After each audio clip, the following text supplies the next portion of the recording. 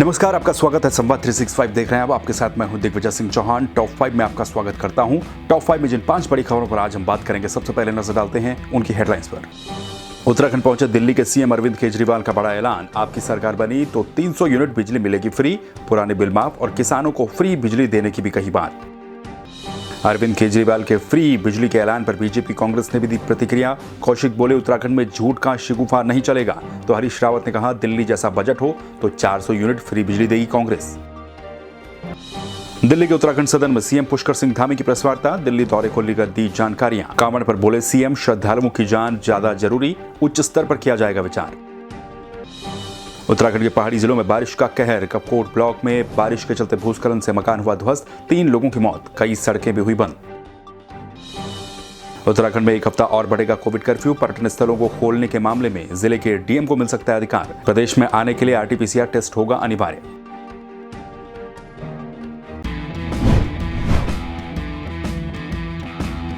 तो चलिए सबसे पहले बात कर लेते हैं आज की टॉप स्टोरी की, यानी कि सबसे बड़ी खबर की। सबसे बड़ी खबर ये कि दिल्ली के मुख्यमंत्री अरविंद केजरीवाल उत्तराखंड पहुंचे। उत्तराखंड पहुंच करके उन्होंने एक बिजली का करंट छोड़ दिया है, जिस बिजली के करंट पर चुनावी मौसम से पहले अब बयानबाजी हर तरफ से शुरू हो चुकी है। दरअसल कुछ समय पहले प्रदेश के ऊर्जा मंत्री ने 100 यूनिट बिजली देने की घोषणा की थी। उसके बाद से ही लगातार बिजली को लेकर प्रदेश भर में बयानबाजी चल रही है।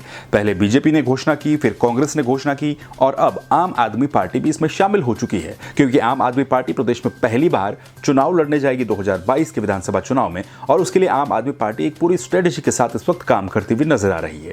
इसी को देखते हुए आम आदमी पार्टी के राष्ट्रीय संयोजक और दिल्ली के मुख्यमंत्री अरविंद केजरीवाल उत्तराखंड पहुंचे रविवार को। उत्तराखंड पहुंचने पर उन्होंने 4 बातों की गारंटी दी, यानी कि 4 बड़े ऐलान उन्होंने किए। पहली बात अरविंद केजरीवाल ने यह कही कि उत्तराखंड में अगर आम आदमी की पार्टी की सरकार 2022 में बनती है तो आम आदमी पार्टी की सरकार जनता को 300 यूनिट बिजली फ्री देगी।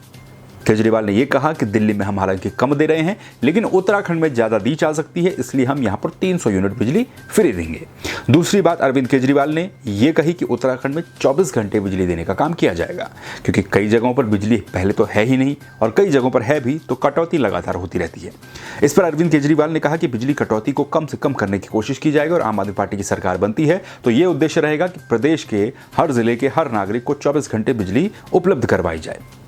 तीसरी बड़ी बात अरविंद केजरीवाल ने यह कही कि जो पुराने बिल हैं, जिनमें की काफ़ी सारी गड़बड़ियां हैं, जो बिल सेटल नहीं हो पाते हैं, काफ़ी तरह की दिक्कतें लोगों को झेलनी पड़ती हैं, तो उन तमाम बिलों को आम आदमी पार्टी की सरकार बनने के बाद उसको माफ़ कर दिया जाएगा। यानी कि जो पुराने सेटलमेंट वाले बिल हैं, जिन पर दिक्कतें हैं, उनको माफ़ कर दिया जाएगा। इसके अलावा अरविंद केजरीवाल ने एक महत्वपूर्ण बात और ये बोली कि प्रदेश के जो किसान हैं उनको पूरी बिजली ही निःशुल्क दी जाएगी, यानी कि किसानों को फ्री बिजली देने का काम आम आदमी पार्टी की सरकार करेगी अगर आम आदमी पार्टी की सरकार बनती है 2022 में।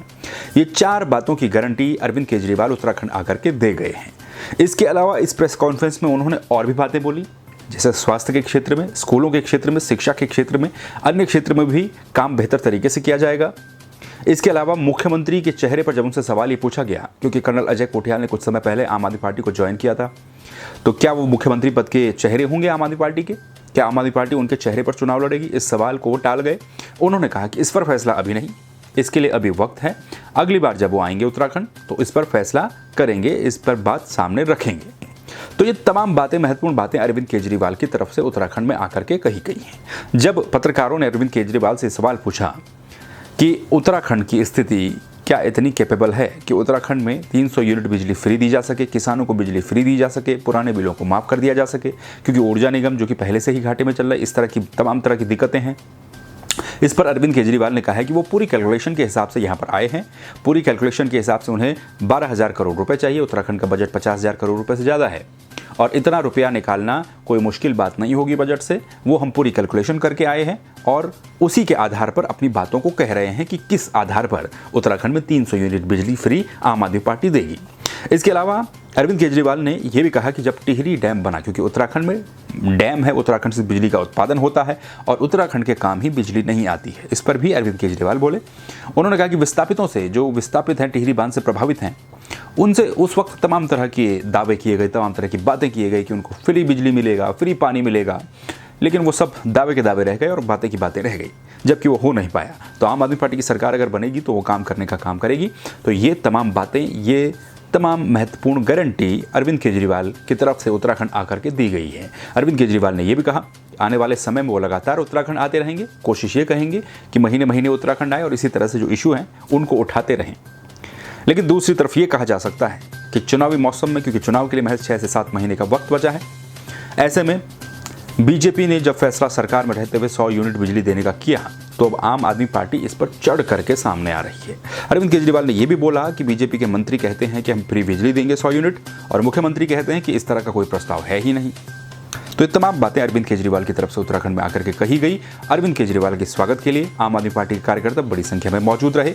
इस बात को नकारा नहीं जा सकता है कि 2022 के विधानसभा चुनाव में एक तरफ बीजेपी, कांग्रेस और प्रदेश की पार्टियां तो हैं ही, लेकिन पहली बार चुनाव लड़ने वाली आम आदमी पार्टी भी अब इन दोनों ही पार्टियों को मुद्दों के मामले में लगातार टक्कर देती हुई नजर आ रही है। चलिए तो बात कर लेते हैं अरविंद केजरीवाल के फ्री बिजली वाले बयान के ऊपर। फ्री बिजली की उनकी गारंटी और घोषणा के ऊपर प्रदेश के सियासी दल भी अब एक्टिव होकर के इस पर बोल रहे हैं, इस पर खुल करके सामने आ रहे हैं। दरअसल अरविंद केजरीवाल ने उत्तराखंड में आकर के 4 जो गारंटियां दी हैं, जिनमें 300 यूनिट फ्री बिजली, किसानों को फ्री बिजली, पुराने बिजली के बिल माफ और 24 घंटे बिजली, इन 4 ऐलानों पर बीजेपी और कांग्रेस की तरफ से भी अपनी अपनी प्रतिक्रियाएं सामने आई हैं। बीजेपी कांग्रेस दोनों ने ही आम आदमी पार्टी को आड़े हाथों लिया है। बीजेपी की तरफ से बीजेपी के प्रदेश अध्यक्ष मदन कौशिक ने कहा है कि केजरीवाल सिर्फ और सिर्फ झूठ का शिगुफा छोड़ना जानते हैं, झूठ की बयानबाजी करना जानते हैं। इसी तरह की बयानबाजी उन्होंने दिल्ली में की और अब इसी तरह की बयानबाजी उत्तराखंड में आकर के वो कर रहे हैं। मदन कौशिक ने यह कहा कि अरविंद केजरीवाल की झूठ की बयानबाजी से और झूठ का शिगुफा जो उन्होंने उत्तराखंड में छोड़ा है, उससे जनता बिल्कुल प्रभावित नहीं होने वाली, बल्कि जनता को पता है कि वो क्या सुन रहे हैं और कौन क्या कह रहा है। उन्होंने ये भी कहा है अरविंद केजरीवाल पर निशाना साधते हुए कि केजरीवाल पहले दिल्ली में ये बताएं कि फ्री बिजली के नाम पर जो सरचार्ज वसूला जा रहा है, जो अन्य चार्ज वसूले जा रहे हैं, उनको लेकर के वो क्या करेंगे। वो पहले दिल्ली की व्यवस्थाओं को ठीक करें, उसके बाद वो उत्तराखंड की बात करें जहां पर उन्होंने वादे किए थे। वहीं कांग्रेस की तरफ से भी इस पर प्रतिक्रिया सामने आई है। पूर्व मुख्यमंत्री हरीश रावत ने निशाना साधते हुए अरविंद केजरीवाल पर यह कहा है कि जितना बजट दिल्ली सरकार का है, उतना बजट अगर उत्तराखंड का हो तो कांग्रेस उत्तराखंड के हर नागरिक को 400 यूनिट बिजली फ्री दे देगी। यानी कि हरीश रावत 100 यूनिट बिजली आगे निकल चुके। हरीश रावत ने यह भी कहा कि दिल्ली में बिजली के रेट कितने हैं और उत्तराखंड में बिजली के रेट कितने हैं, इस पर भी गौर करना चाहिए। हरीश रावत ने कहा है कि दिल्ली में कमर्शियल बिजली करीब 7.5 पौने 8 रुपए प्रति यूनिट मिलती है और वही बिजली उत्तराखंड में 5 साढ़े 5 रुपए प्रति यूनिट मिलती है। तो ये तमाम तरह की बातें हरीश रावत की तरफ से भी कही गई हैं। उन्होंने भी केजरीवाल पर निशाना साधा है। वहीं अनिल बलूनी का भी एक वीडियो सामने आया जिसमें उन्होंने कहा है कि अरविंद केजरीवाल पहले दिल्ली की जनता से किए गए वादों पर स्पष्टीकरण दें। वो बताएं कि जो वादे उन्होंने दिल्ली में जनता के साथ किए थे, क्या वो वादे पूरे हुए हैं या नहीं हुए हैं। ठीक इसी तरह से हर दल से लगभग और बड़े नेताओं की प्रतिक्रिया इस पर लगातार सामने आई है। उत्तराखंड के मुख्यमंत्री पुष्कर सिंह धामी दिल्ली में मौजूद थे। वहां पर उन्होंने एक प्रेस वार्ता की, जिस खबर पर हम आगे बात करेंगे। लेकिन वहां पर भी उनसे जब ये सवाल पूछा गया कि केजरीवाल उत्तराखंड आए और उत्तराखंड में फ्री बिजली का ऐलान किया, तो उन्होंने कहा है कि ये सिर्फ और सिर्फ, पुष्कर सिंह धामी ने ये बात कही है कि ये सिर्फ और सिर्फ चुनावी जुमलेबाजी है और चुनावी बयानबाजी है, इसका हकीकत से कोई वास्ता नहीं है। पुष्कर सिंह धामी ने यह भी कहा कि प्रदेश सरकार प्रदेश को 24 घंटे बिजली और सस्ती से सस्ते दाम पर बिजली देने के लिए लगातार कोशिश कर रही है, लगातार प्रयास कर रही है।